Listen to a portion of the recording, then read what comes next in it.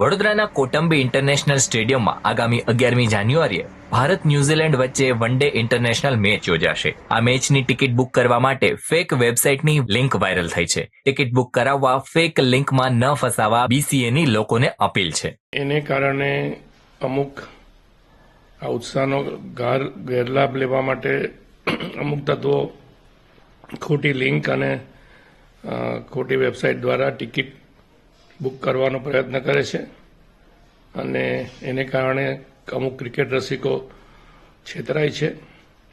તો મારી BCA વતી નમ્ર વિનંતી છે ક્રિકેટ રસિકોને કે એ બધી વેબસાઇટ અને લિંકમાંથી બુકિંગ ન કરે. આવનારા દિવસોમાં ટિકિટ બુકિંગને લઈને BCA વતી સત્તાવાર જાહેરાત કરાશે. વડોદરામાં લાંબા સમય પછી ઇન્ટરનેશનલ મેચ યોજાવા જઈ રહી હોવાથી ક્રિકેટ પ્રેમીઓમાં ભારે ઉત્સાહ જોવા મળી રહ્યો છે. વડોદરાથી દિવ્ય ભાસ્કર માટે રોહિત ચાવડાનો રિપોર્ટ.